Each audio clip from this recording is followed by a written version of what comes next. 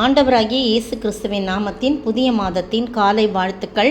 இன்றைய மன்னா, உன் இருதயம் மேட்டிமை அடையாமலும் உன்னை அடிமைத்தன வீடாகிய எகிப்திலிருந்து புறப்பட பண்ணினவரும் உன்னுடைய பின்னாட்களில் உனக்கு நன்மை செய்யும் பொருட்டு உன்னை சிறுமைப்படுத்தி உன்னை சோதித்து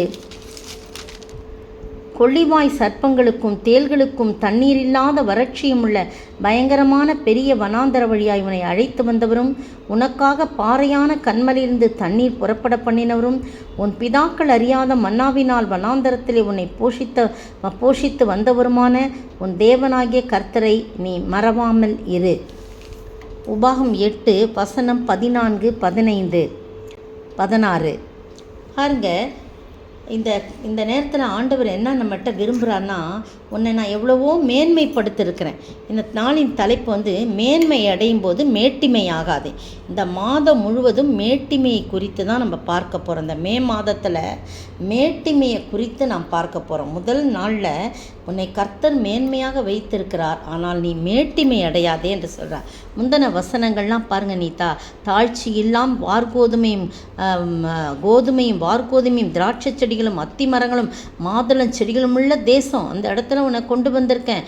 ஒலிவ மரங்களும் எண்ணெயும் தேனும் உள்ள தேசம், தாழ்ச்சி இல்லாமல் அப்பம் புசிக்கத்தக்கதாக ஒன்றும் உனக்கு குறைவுபடாதமான தேசம். அந்த தேசத்தை குறித்து எப்படி சொல்லப்படுது பாருங்க. அது கல்லுகளும் இரும்பாய் இருக்கிறதும் செம்பு வெட்டி எடுக்கத்தக்க மலைகளும் உள்ளதுமான தேசம். ஆகையால் நீ புசித்து திருப்தி அடைந்திருக்கையில் உன் தேவனாகிய கர்த்தர் உனக்கு கொடுத்த அந்த நல்ல தேசத்துக்காக அவரை ஸ்தோத்திரிக்க கடவாய். உன் தேவனாகிய கர்த்தரை மறவாதபடிக்கு நான் இன்று உனக்கு விதிக்கிற அவருடைய கற்பனைகளையும் நியாயங்களையும் கட்டளைகளையும் கை கொள்ளாமற் போகாதபடிக்கு எச்சரிக்கையாயிரு.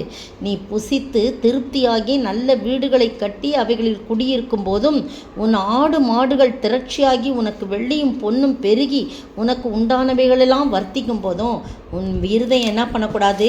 மேட்டிமை அடையக்கூடாது. உன்னை இப்படியாய் அழைத்து வந்து உன்னை உருவாக்கி உன்னை இவ்வளவு நல்ல சொஃபஸ்டிகேட்டட் லைஃப்பில் உன் லீட் பண்ணும்படியாக எந்த கஷ்டமும் இல்லாமல் உன்னை கொண்டு வந்து நிறுத்தினார் அல்லவா, அந்த கர்த்தரை நீ மறவாமல் இரு அப்படின்னு சொல்லப்பட்டிருக்கு. மோசையின் மூலமாக இந்த காரியம் நமக்கு சொல்லப்படுகிறது. அப்புறம் 17ஆம் வசனம் பாருங்க. இதெல்லாம் ஆண்டவர் செய்தது, கர்த்தர் செஞ்சது, உன்னால் ஒன்றுமே கிடையாது. நீ பிழைத்து பெருகி இந்த இடத்துல இருக்கிறேன்னு சொன்னால் அது கர்த்தருடைய கிருபை அல்லாமல் ஒன்றும் இல்லை. நீ என்ன சொல்லக்கூடாது? என் சாமர்த்தியமும் என் கைபலனும் இந்த ஐஸ்வர்யத்தை எனக்கு சம்பாதித்தது என்று நீ உன் இருதயத்திலே சொல்லிக்கொள்ளாமலும் இருக்க எச்சரிக்கையாயிரு. பார்த்தீங்களா? ஏன் பலன், ஏன் சாமர்த்தியம் அப்படி, அதனால தான் நான் இப்படிலாம் வந்தேன் அப்படின்னு சொல்லக்கூடாது. அடிக்கடி மோகன் சி லாசரஸ் பிரதர் அவங்க சொல்லுவாங்க, அப்பிரோஜனமான ஊழியக்காரர், என்னால் ஒன்றுமே இல்லை, இது தேவன் கொடுத்தது என்று சொல்வார். அதே போல் நீங்களும் நானும் நான் என்று சொல்லக்கூடாது. என் சாமர்த்தியம் என் கைபலன் என்று சொல்லக்கூடாது.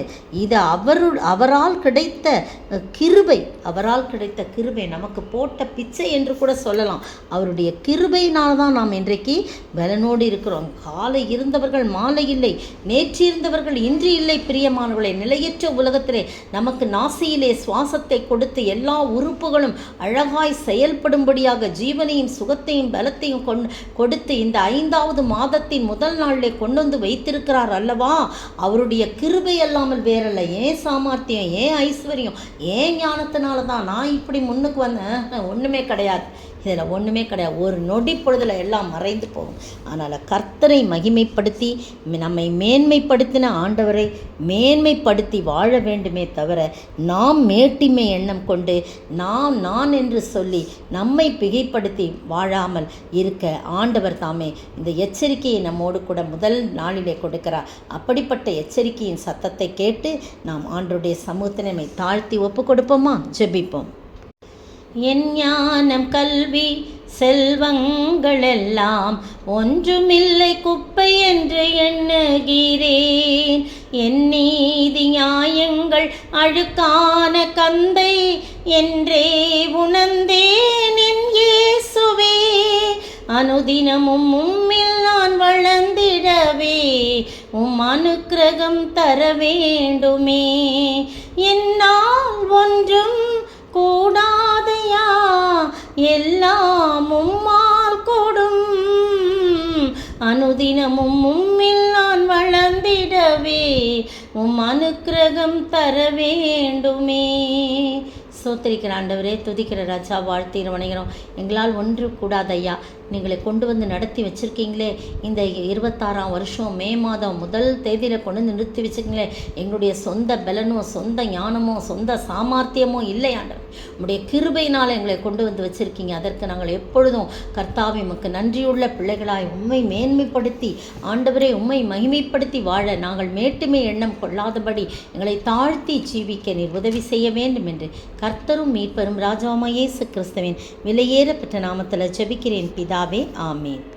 நேற்றைய பதில்: பவுலுடைய சகோதரனும் உடன் வேலையாளும் உடன் சேவகனும் உங்கள் ஸ்தானாபதியும் என் குறைச்சலுக்கு உதவி செய்தவன் என்று எப்பாப்பிராத்தீத்துவை குறித்து சொல்லப்பட்டுள்ளது. பிலிப்பியர் 2:25. இன்றைய கேள்விகள் வழக்கம் போல 5 கேள்விகள் கேட்கப்படும். முதலாவது கேள்வி: யாரை துக்கப்படுத்தாதீர்கள் என்று சொல்லப்பட்டுள்ளது? யாரை துக்கப்படுத்தாதீர்கள் என்று சொல்லப்பட்டுள்ளது. 2. எது தகாதவைகள் எது தகும்? எது தகாதவைகள் எது தகும்? 3. எதில் பலப்படும்படி பலப்படுங்கள் என்று அப்போஸ்தலனாகிய பவுல் சொல்லுகிறார்? எதில் பலப்படும்படி அப்போஸ்தலனாகிய பவுல் சொல்லுகிறார்? 4. பிலிப்பியர் 1ஆம் அதிகாரத்தில் 1.5 வரியுள்ள வசனம் எது?